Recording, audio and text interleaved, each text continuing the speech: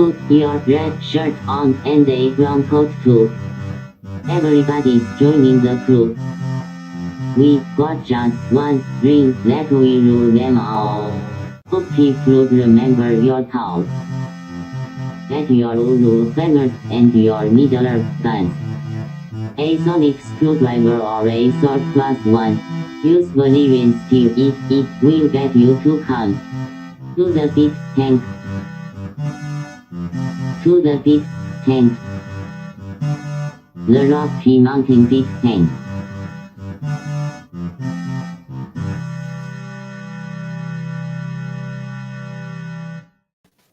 Hi, I'm Guy. Hi, I'm Alex. And this is Troy's Muted. Hi, I'm Troy.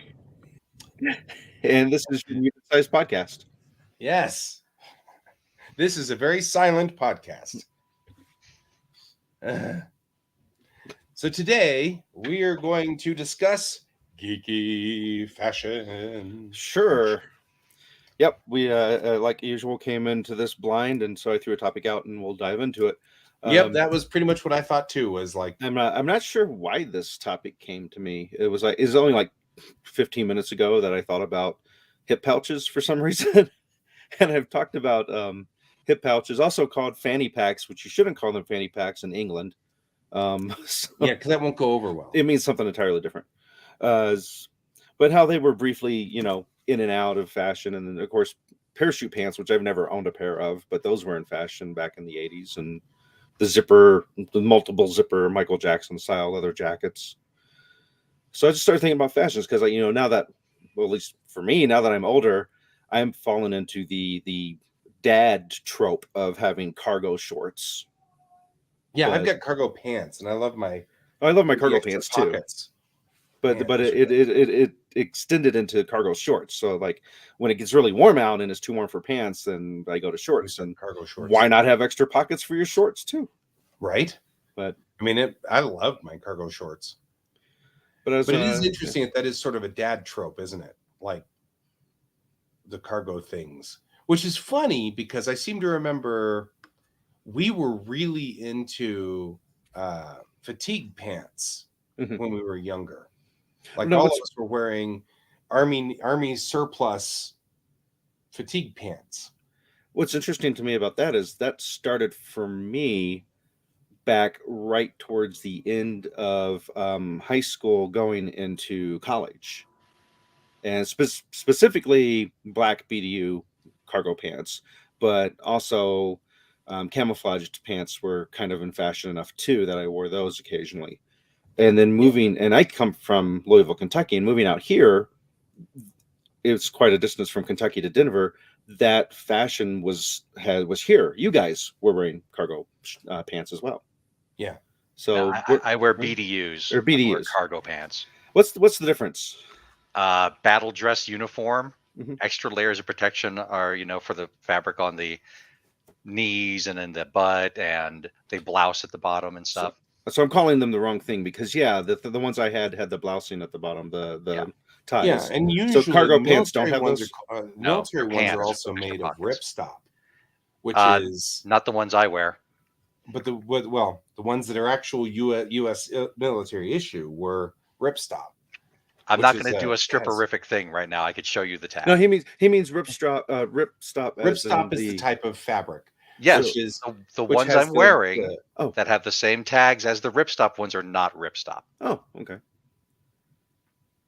I always thought I always thought those. But the point that I'm trying to get at is ripstop is a military fabric that they made, a military grade fabric that they made, where they had a weave, and then it had lines in a grid on top of it that prevent the rip from going past these lines of nylon in them. So the idea is if it got a puncture, it wouldn't rip up or past these grid lines, and you could see the grid lines in the pants. And I really liked the ones that had ripstop. Now, I think also the military did the typical, we ordered 1 billion of them with ripstop, but that cost us $1 trillion and our Congress has changed. So now we're going to order 1 billion more without ripstop. And then we order, the Congress has changed again. So I'll bet you. I have no idea why they did that. I mean, I personally don't like the ripstop ones because they usually get single tears in them within those squares. Yeah. So I also don't find They them seem to be comfortable. weaker the fabric between the squares seems to be weaker. Yeah. So Yeah, and like the whole I mean the BDUs, it's a little bit of goth crossover, which of course the goths are an outgrowth of punk, the old punk stuff. And then yeah, and like I actually wear like a the kind of like hip purse that is in fashion for women to wear these days. And like I've seen people wear like big fanny pack, big type stuff like as a bandolier. I'm like, I did that back in 1992, yeah, you people, biting off my look. That's right. right? Just totally like. But yeah, I mean, feeling. unless I'm actually dressing up for something, like I really don't care as far as fashion goes. I mean, I guess one of my this is my pet peeve, and it's me playing my judgery-do.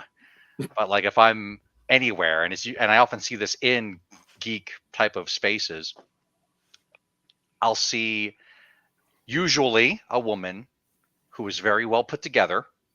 Not all the time, but usually a woman who's well put together, and her male partner is just Schlubville.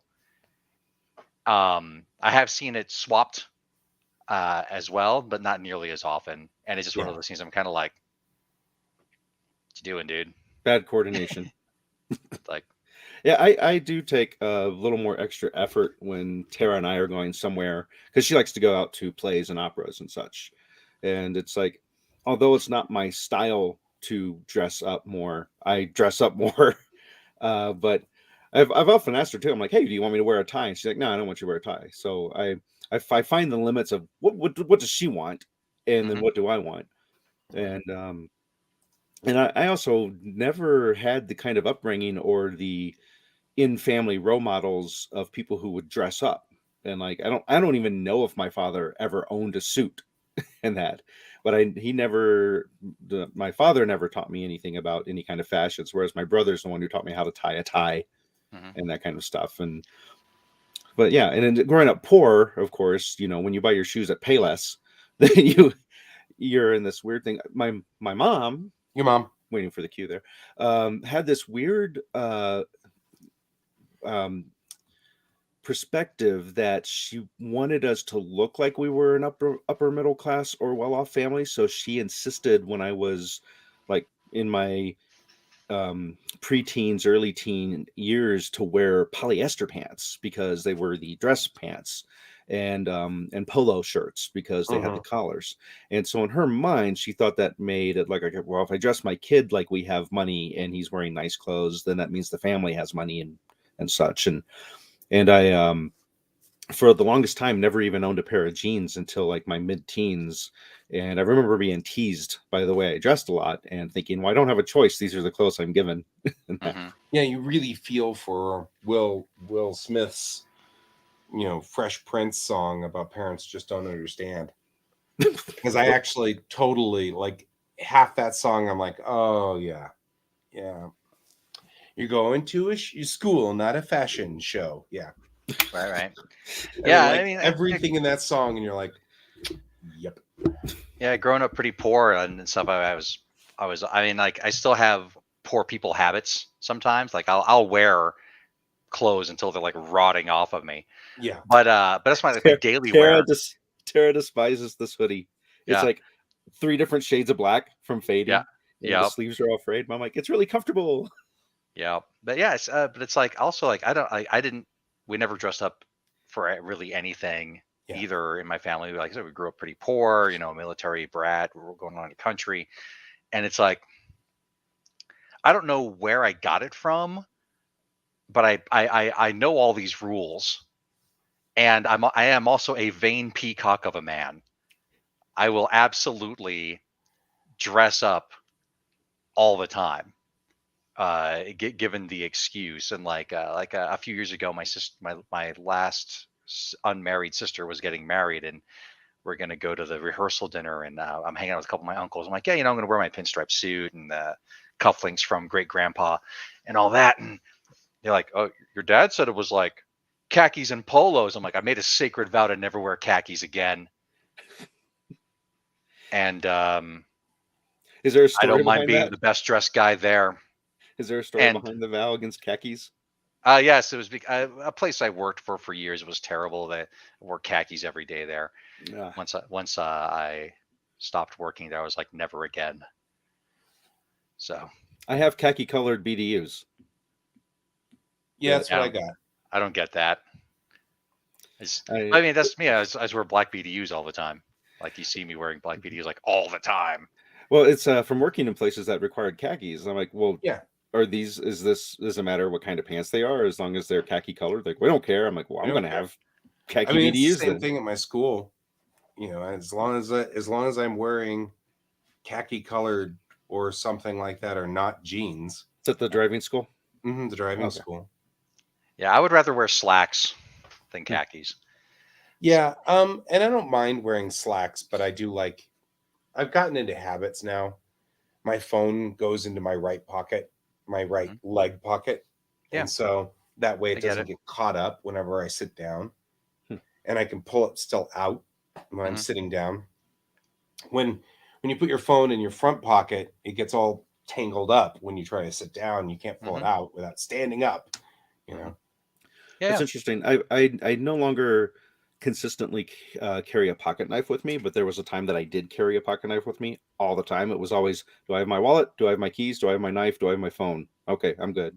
Mhm. And I stopped doing that, but because of that, my pocket knife was always on the right, so I kept my phone always on the left so it wouldn't catch on the knife when I would go to get my phone. And I still Right. keep it on my left, even though I don't always carry a pocket knife anymore. It's interesting how things change, like situations. For me, my phone is always in the right leg pocket. My keys are always in my right normal pocket. My wallet's my left leg pocket because that's the one I can most likely feel if someone tried to take it. And because it's velcroed shut, you could hear the of the velcro. That's why Less when you're picking a pocket off a Velcro thing, that's where you carry scissors with you so you can cut a hole in the pocket. just cut a hole in the pocket. The term "cut purse" Yep. comes. But to also mind. because it's not the usual pocket Yeah. that people are going for. Yeah, well, So- if you keep something in your back pocket like a wallet, studies have shown that repeated sitting with your hips tilted in a way they're not supposed to be all the time will give you problems. Yeah. And I always think about that with girls now. Girls are putting their phones in their back hip pockets as well. Or when And I you always sit on think a girl and when you sit on a girl, Yeah, I it doubt they're going to be always sitting on screws their up your phone. back. yeah. Kerbrake, kercrack. Yeah. So I think about that because that's a girl fashion thing right now is the right back pocket, which of course is also just asking for it because so much of your information's on your phone now. So much of your life is on your phone and I mean, like even specifically my wife's phone's case now has all of her cards and stuff in it, although she doesn't carry it in her back pocket. But I think about they're making cases now that have, your credit cards and your money and stuff like that are in that same case. So if someone steals your phone, they've pretty much got everything.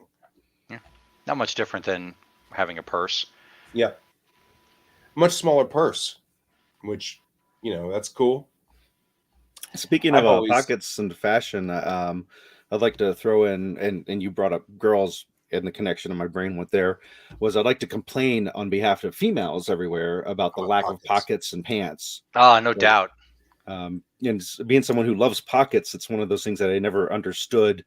And a friend of mine recently discovered that she loves male BDUs and buys those because of the fact of all the pockets. And now it's a wealth of pockets for her. Yeah, they make a joke about that in Black Widow. Yep. Oh yeah, with the vest. Yep. Get the vest, yeah, and no, I mean like some men's clothes will have fake pockets, like waistcoats and suits and stuff, which I find maddening. And I can't even imagine having like 90% of my clothing have fake pockets on it. Just ridiculous. But one of the I actually got called out for that. It was very funny. I had done new uniforms for my comic book. And one of my friends came in and said, so your girls in 2500, your girls still don't have pockets. And I went, oh, man. So I had to go back and put pockets on my uniforms. Was that because you were using some like template that you were looking at? Yeah, I was just modeling them doing after? Star Trek uniforms. Hadn't even thought about it. Star Trek uniforms, nobody has pockets. Apparently in the 23rd century, you just don't get any pockets at all. Just deal with it. Doesn't Maybe a matter little whether you're male or handheld female. thing or a little purse thing. Yeah. Replicate something and beam it to me. Chop, chop. Right. Well, I guess that was the in the top level. I think that was probably what they were thinking was, all you're really carrying around is a tricorder and a phaser at best. And they have little like snap-on pockets that went onto your uniform to put your phaser in your, which I think were actually sewn on and then clipped off whenever they didn't need them again, because of course that's what the costumer would do. But I assume that in Star Trek's universe, they glued themselves on with self-adhesing glue, or I don't know. Velcro. Probably just Velcro. Arming belt. Right. So, but yeah, it's that. But I mean, the phasers were small, and you just usually were carrying a tricorder and a phaser, and your communicator was already on your chest. So, what do you need? That's all you need in Star Trek. And then, as time went on, that became not so true. So, it is interesting how things change. But yeah, I added pockets to my uniforms now. They've got upper arm pockets and upper leg pockets. Yeah, because you're no longer Star Trek, so it doesn't matter, right? Yeah, I can do whatever the hell I want, and I can be much more reasonable. And so all uniforms are unisex in my outfit anyway, because that seems silly for girls to wear skirts and military uniforms and stuff like that. Which it's fine for Star Trek. It's sort of grandfathered in. But yeah, since I can do my own universe. I remember in high school having a vest that had a pocket, like a giant pocket on the back. And I'm like, why is there a pocket on the back? Unless if it's the like if I'm the person in front and it's there for the person behind me to be able to keep a map in or something. But individually, it's kind of a stupid place to have a pocket. It is kind of weird. That's a weird place for a pocket. But it was one of those vests that looked it's for your parachute. Yeah, it looked similar to what photographers had. And since I was doing photography in high school and I found it for cheap, I'm like, I want this vest so I can keep my little film canisters and the little stretchy bandolier thing on the front and that. Back when we had to have film canisters. Yes. Which today people are like, what are those?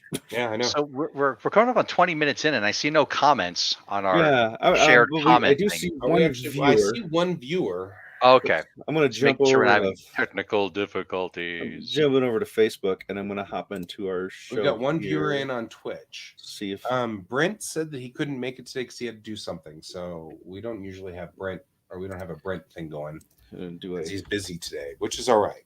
Cool. I was just making sure. Makes sense to me. I just yep. See, it's working. Okay. Yep. So we're not. That's all right. Sometimes we have nobody, and that's okay. It's good to test. It's always good to test. Cool. So yeah. Anyway, that's it's interesting talking about fashion. So one of the things we can also discuss is how geekdom has impacted fashion and how fashion has impacted geekdom.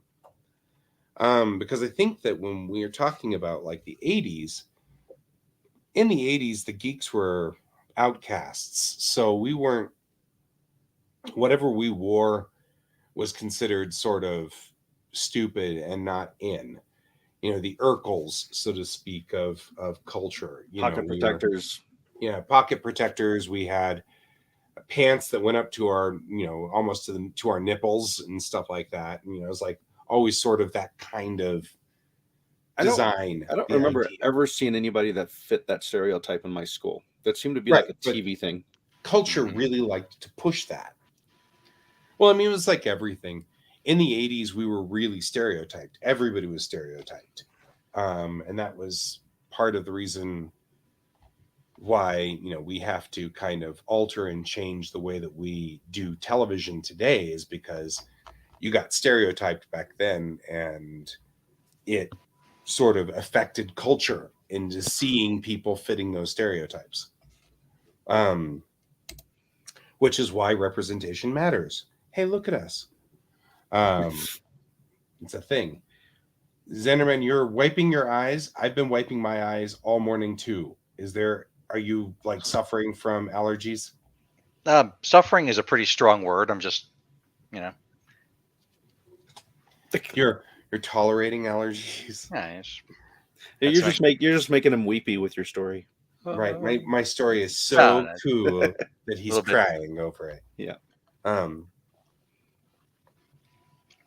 I mean, I've been thinking a lot about how, I mean, you were just talking about dad clothes and how there's sort of it's almost like it's in more synergy now.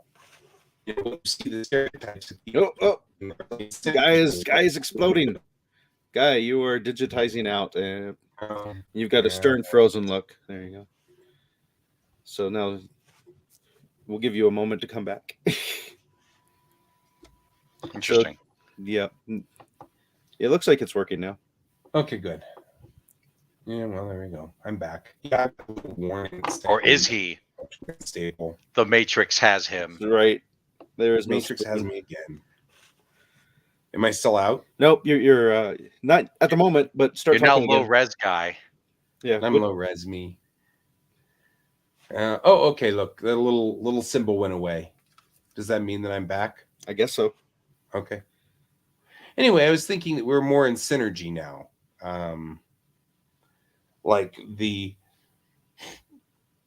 It's more of a we're more kind of synchronized now with culture. The dad clothes are more accurate to what dads actually wear and stuff like that.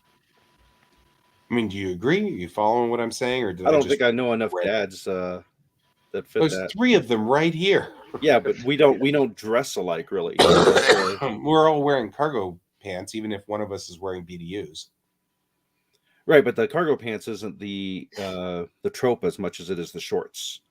Oh, and then like a few years back, it was the blue jean shorts or jorts, I believe was the slang. Jorts. Which Yeah, and I still own a few pair of those.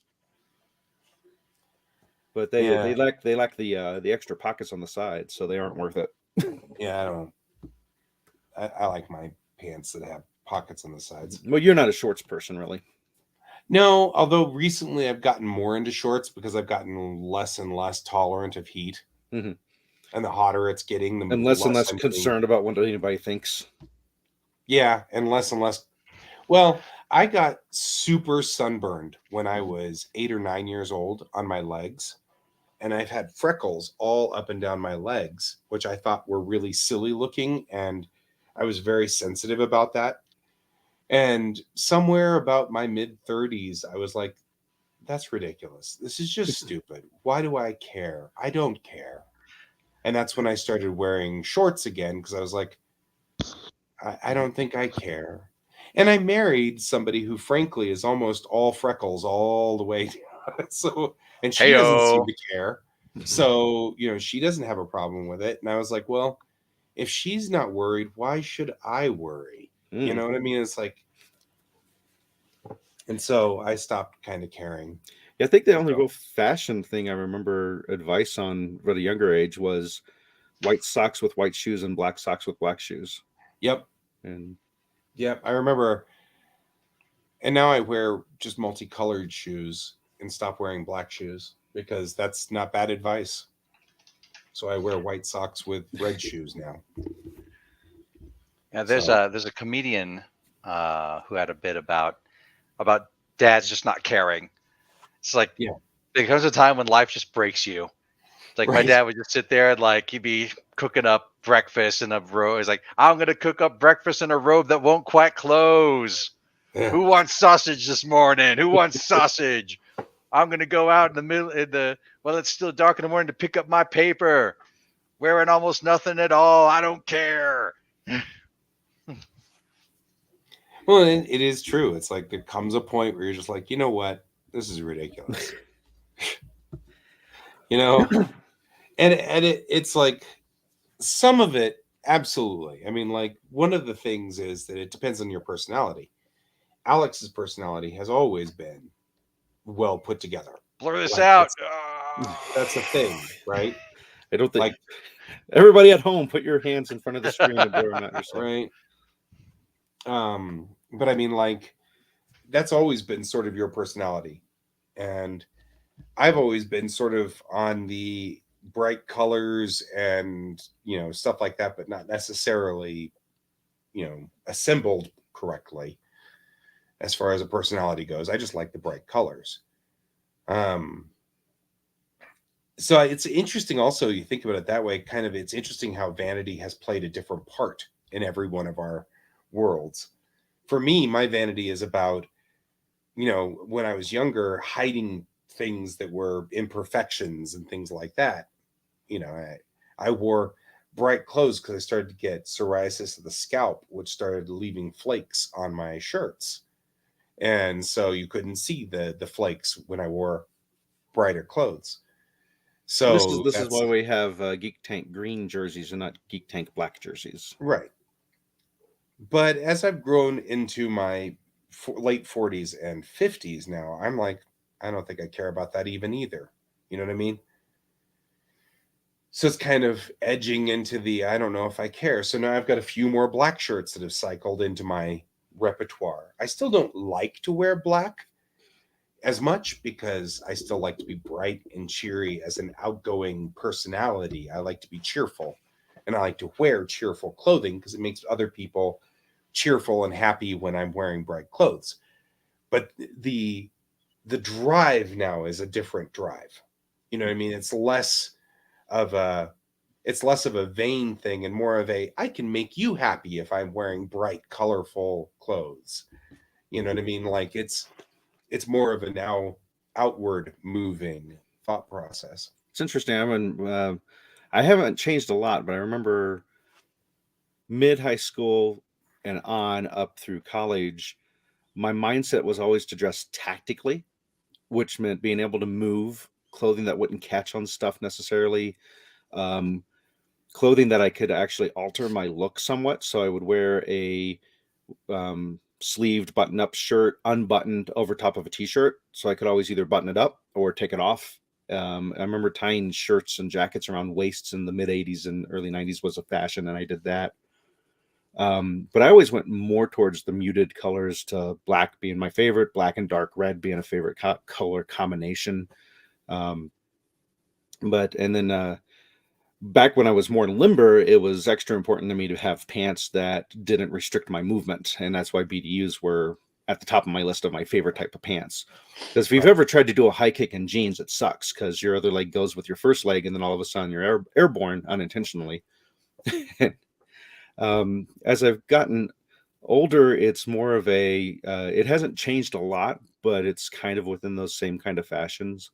And I've always been not that tolerant of heat, so shorts was an easy thing for me to do.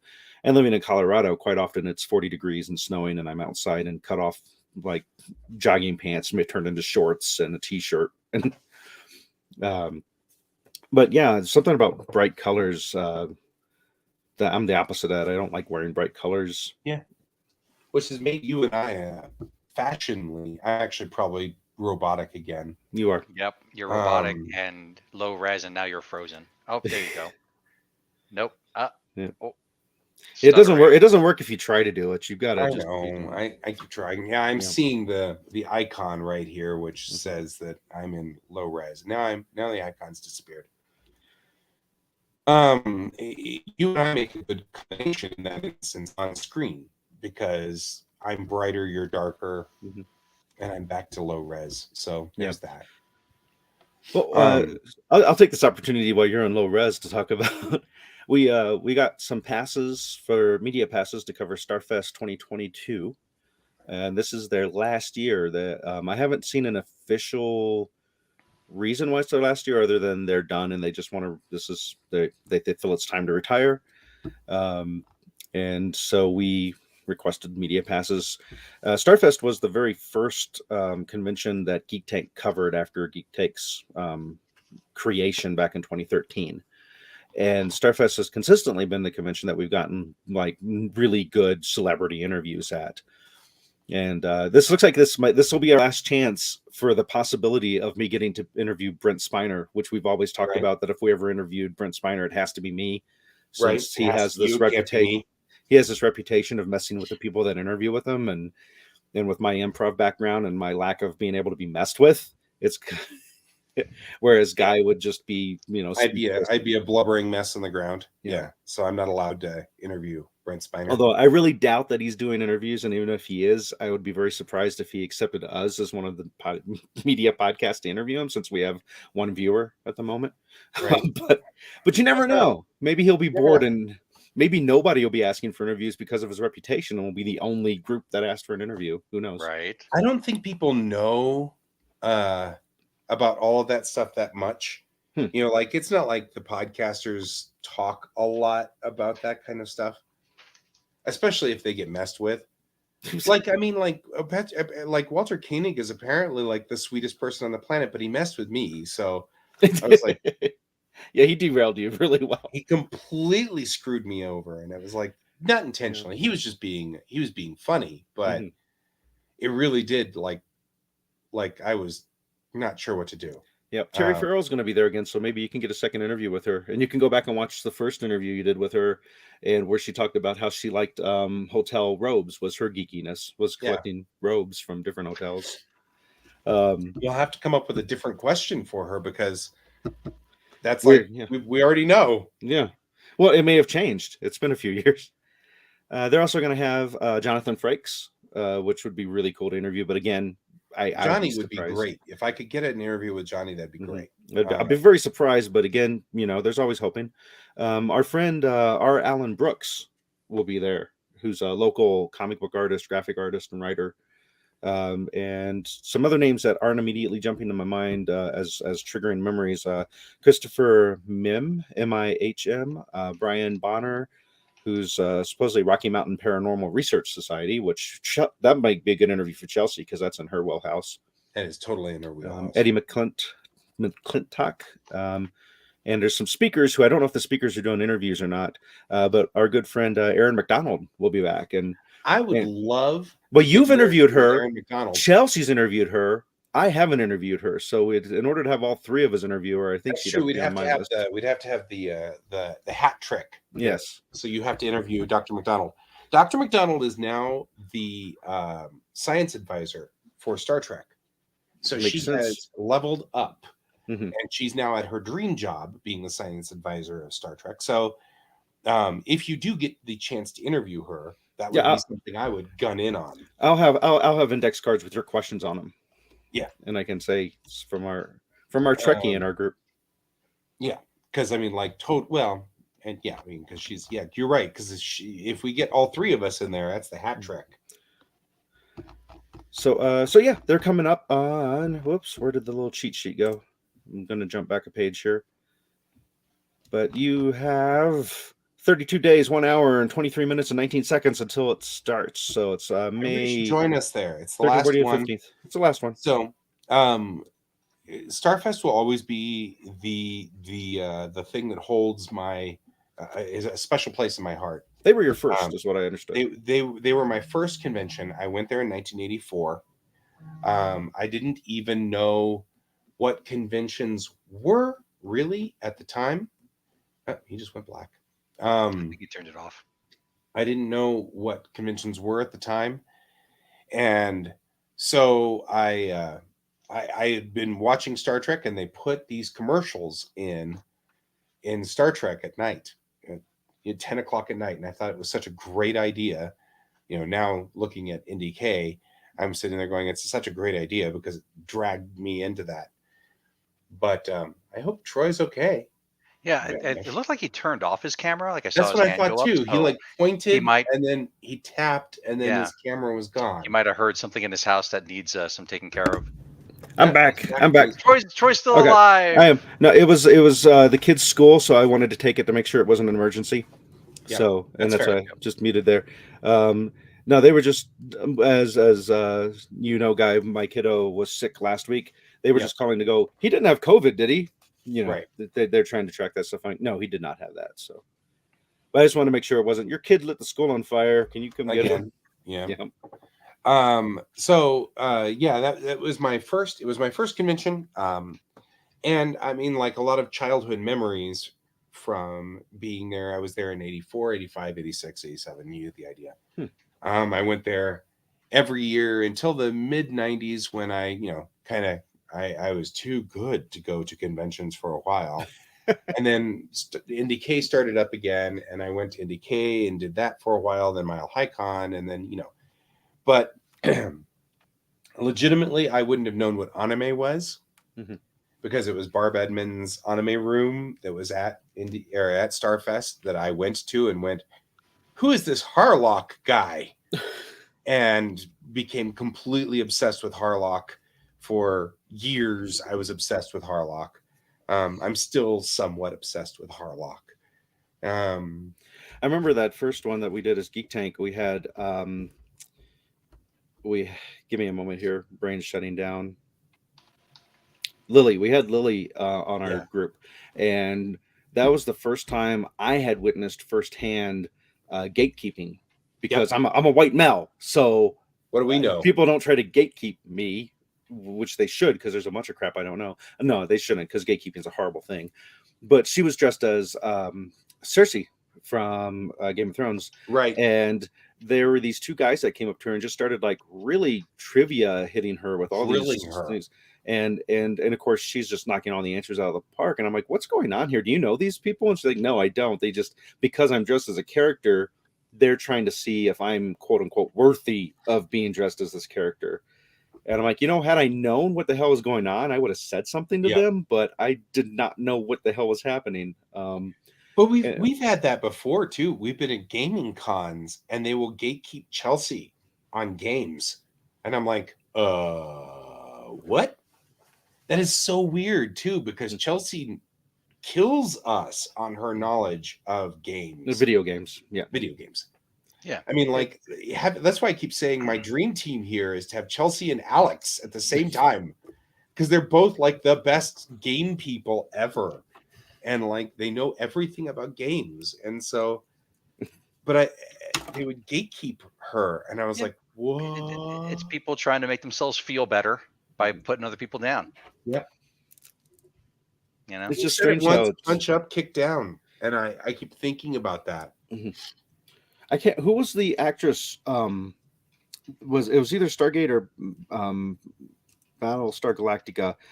It was at 2013, but Chelsea was there, you were there, and I was there, and the actress was like down this corridor that was sort of, and you said, Chelsea, sneak over the line and go get an interview.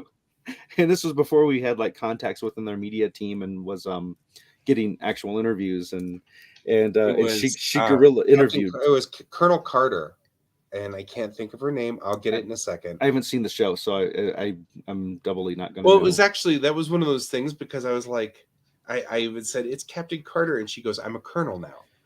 And I remember feeling like really bad. I'm like, I'm sorry. To the stockade with you. I know. I'm like, oh no, I'm sorry. But yeah, Chelsea totally, or not Chelsea, sorry, Lily totally guerrilla interviewed her. Yeah, guerrilla interviewed her. It was awesome. She was sweet. Mm-hmm. And she was all by herself in this corridor, and it was a horrible place for her. And there was nobody there. And her handler didn't mind. And it was like, and she didn't mind, and nobody minded. And so we just got this guerrilla interview with her. It was so funny. And then we got Terry Farrell, who was so sweet and so lovely. Mm-hmm. And it was good because, like, we started up and Troy was like, yeah, guys are Trekkie. And so we usually put him in front with Star Trek characters. And she looks at me and she goes, remember, I was just an actor. Right. It was like really funny. And I'm like, it's okay. I promise not to ask you what happened in episode 47 of, it's just right. like. And I think we asked her questions, and when we got to the "What do you geek out about?" she's like, "Oh, that's a good one. No one's ever asked me that before." Yeah. And then she's like, "I don't know what I geek out about." Right? She had to like think about it. She was like, "Oh, you put me on the spot. This is great," because she was so used to people coming in and asking the same 12 questions or whatever. It was interesting that this was another Starfest. You interviewed Connor Connier. Yeah, Connor Trenier. Connor Trenier, and I interviewed Nana Visitor, and it was like back-to-back interviews, and they both were really into cooking. Yeah. When we asked them what their Geek Out thing was, and yeah, which is particularly funny because like the famous picture is of Patrick Stewart's party where it was Michael Dorn and Brent Spiner, and they were cooking, and he's like, "Don't ever invite this catering crew. It was a bad catering crew." Well, now that we've talked about Starfest, we should roll into our sponsors, and then we can go back to whatever we want to do to cap off with our fashion folks. Okay, Fashion so thoughts. let's go ahead and I'll roll the banners here. I've got to click to the banners though, but it's all right. Here we go. Geek Tank is sponsored by Kieran Games, Geekway Homes, and Your Mom. All right. And I think Kieran Games will probably be at Starfest. I'm pretty sure they will be. So I can buy some more plastic figures from them. I know. We're so it's so horrible. I need to take a picture of all of the Star Trek figurines that I bought so far, so that I can, because we're getting to the point now where I'm buying dupes, and I really don't need dupes necessarily unless I'm going to repaint them. But it's kind of one of those things. So I should probably like take a picture. Well, are they from the HeroClix thing, or are they from something different? They're from the HeroClix. You could just do a list of the names, right? Yeah. Or actually, a picture happens really quick. I forgot HeroClix does a thing where they'll do the same figure with slightly different paint jobs under two different names, so that you still could end up when you get to like duplicates. red shirts and stuff like that, so you can have random people. So, but yeah, Kieran Games totally. I need to find out. What was it I was looking for? I think it was the Ticket to Ride Japan edition. I need to find out if he has a copy of that because I need that. Ticket to Ride Japan. Apparently, that's harder to get than we thought. No, it's just it's not so much that it's hard to get. It's just I'm looking for someone that we know that I can buy it from, and he usually gives me the best deals on prices. So. Yeah, and we want to encourage hanging out with him because he's cool, because we like him. We like him. He's a cool dude. So let's wrap up our fashion discussion. Yeah. Fashion. So the thing that I have also noticed, though, that did occur when you talk about geeky fashion is, especially when you talk about the steampunk side of geekdom. Now, steampunk is seriously high-class fashion in like their design and their culture, very Victorian era. When you talk about that, and unique, like fashion is a big part of steampunk. Wouldn't you guys agree? I don't think I've seen steampunk outside of cosplaying, though.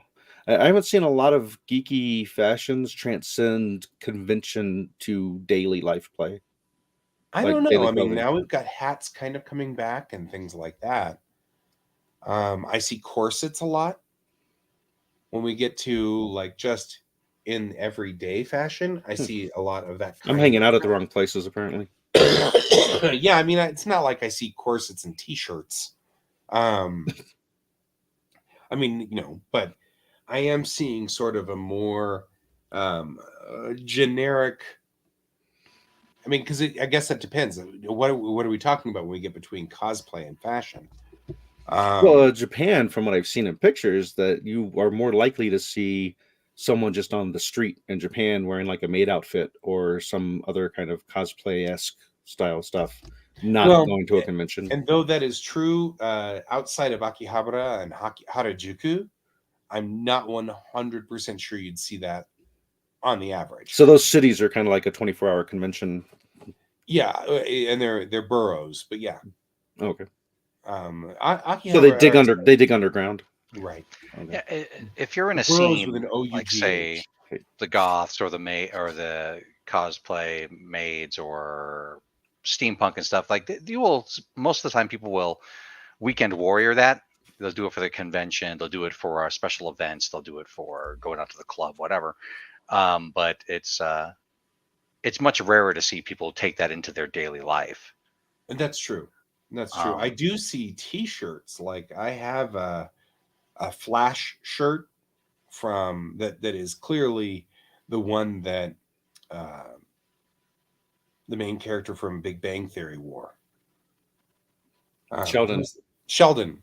Sheldon wore a red shirt with the Flash logo on it, and now I actually own one of them because I saw it and I was like, you know what, it's cool, it's red, I wear red, so that works.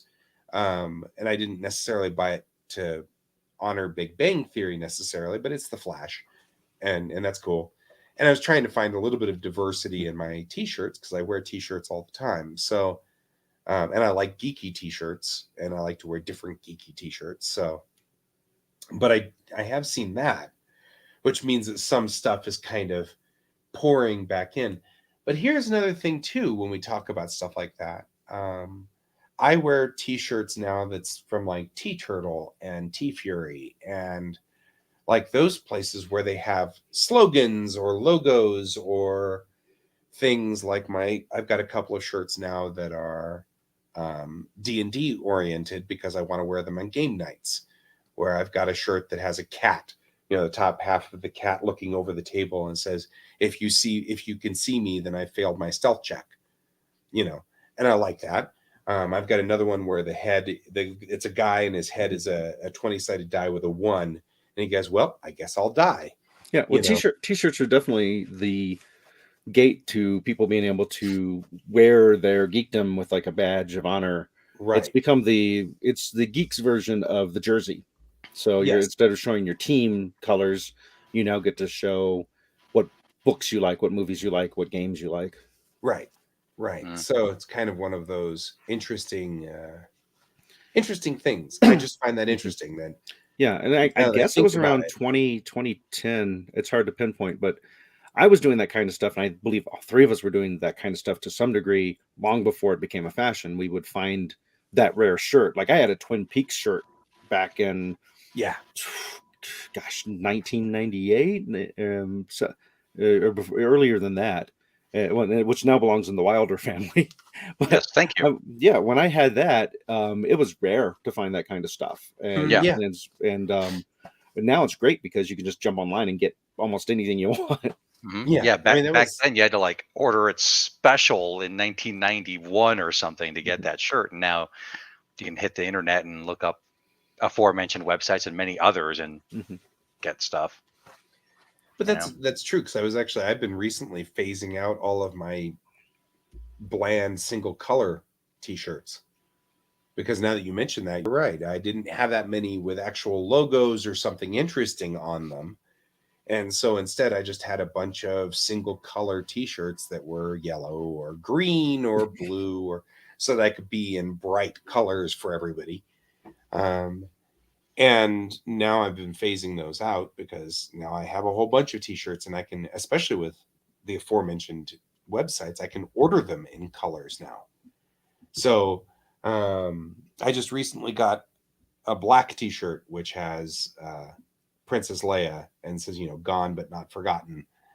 And I really wanted the shirt, and I only had it in black, and I was like, okay, I'll take it.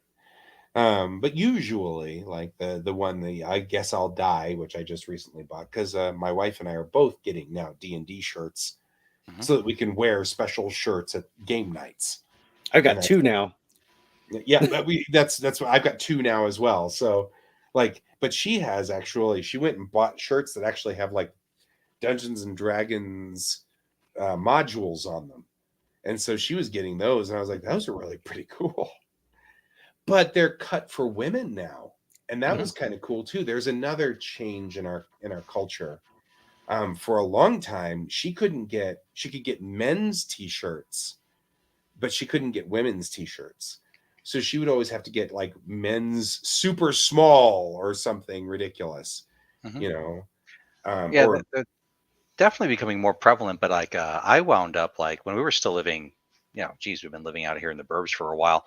Well, when we were living downtown or on Cap Hill, I would get Lauren t-shirts that were geek related and get them fitted for women, Yeah, you'd have to get them cut. Yeah. I mean, Yeah. I mean, I would order them fitted. I Oh, wouldn't okay. have to get them tailored.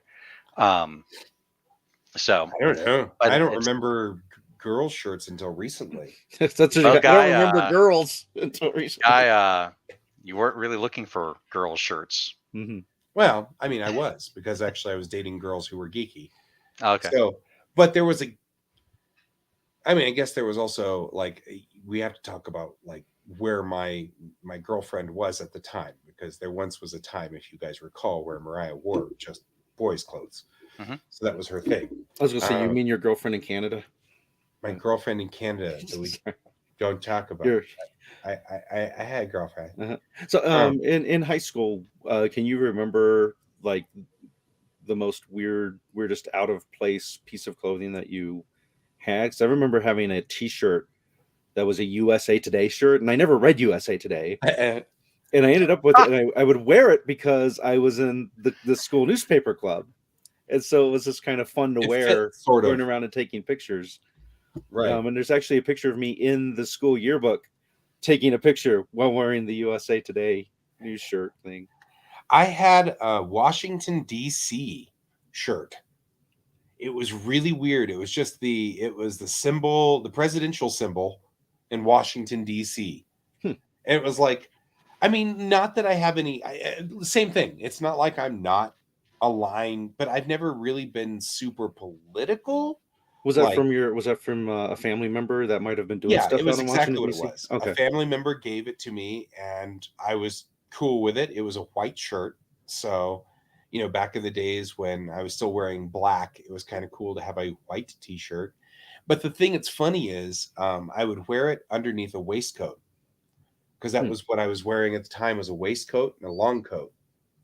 So I had, actually, I think I even had my senior pictures taken with that shirt. So it's a Washington D.C. T-shirt under a waistcoat, and then with my long coat, which was a gray long coat. So the waistcoat was blue. 6 shooters on the side. Right. I mean, I was like, it was so weird. I was so weirdly set up. I don't know. But I also was at the time carrying around a plastic sword that I had bought at like one of those costume places. So it was a thing. I don't know. What where you were in high school is always like a weird thing. But I also had a fedora. And I remember when I went to get my senior pictures, the photographer loved the fedora, and so he gave me like this not revolver. It was a gun, but it was a real gun to hold in the pictures. And I'm like, where did he get it from? and he had it like sitting His- there, but it his had rubber holster. bands around Yes. they had rubber bands around the grip, so it was a prop. And I asked him if it was a prop, but I was like really uncomfortable. Luckily, it didn't show up in the pictures. It's But now also I a have prop. these specifically like really weird pictures. It was heavy. So Listen it up, wasn't sweetheart. like- We're taking over this train. I was actually really worried about like getting anywhere near the picture or near the trigger on it, because I was like, I don't know, it could be loaded for all I know. And of course, you always assume a gun is loaded. But so now I've got these senior pictures of me, holding the gun and have the fedora on. I'm like, I got, and it's they're good pictures. So, Bizarre. Alex, your turn. Oh, I it's like the had weirdest like the cartoon cow print, white cow with like irregular black Yeah. spots on it. Yep. I had a cow fit. I had cow patterned shorts, a cow patterned shirt, and a cow patterned vest. Wow. I seem to remember that vest lasted a long time. The 'cause I vest remember lasted the vest. probably the longest out of the entire ensemble. Was yeah. this just something that like, your folks got you, or did I you- think Have you met his mom? I'm Yes. guessing that like it started off with just me being, I'll have a cow shirt, sure. It was like a button. It was like a short sleeve shirt. It was like buttoned. It wasn't even like a T-shirt. It was like, and I was like, and then it just sort of like, I mean, have you met me? Yeah. Anything worth doing is worth overdoing. That's true. So Anything he can do, he will do at 150% at least. So yeah, Fun. Well, So cool. it's I think on And- the cow costume. That's it wasn't the costume. It was I just- know. I was thinking of Top Secret where they sneak in as a cow now. Oh my Val gosh, Kilmer. and then the terrible. bull sees them. Yes. Yeah. It's Brent. Bye, Brent. Hi, Brent. Just in time. Just To in leave. time for us to be leaving, but that's all right. We were Got a talking few about minutes left. fashion. Yeah. If you go back and watch the recording, you can pick up on the spot of 20 minutes in where we're wondering where you were and if you're okay. And Yeah, I think Guy well, mentioned you were doing stuff. And yeah, I was gonna say he'd already mentioned on my show that he was doing something, so cool. that works. So anyway, yeah, that's the thing. Mhm. That's where we are. So there's costumes. If I had known that we would talk about this, though, I would have brought up the pictures because I have those pictures. But Well, that's okay. We appreciate you not doing it. Uh-oh. yeah, frozen. it's funnier. So, I'm robotic again. Damn it. Well, we better sign off before you. Yeah, I guess that's all the freeze up. time we've got for today. Birdie. Okay, so thanks for joining us, everybody. And we'll see you next week. And until then, I've been Guy, I've been Troy. And I have been Alex. and this is Geek Tank.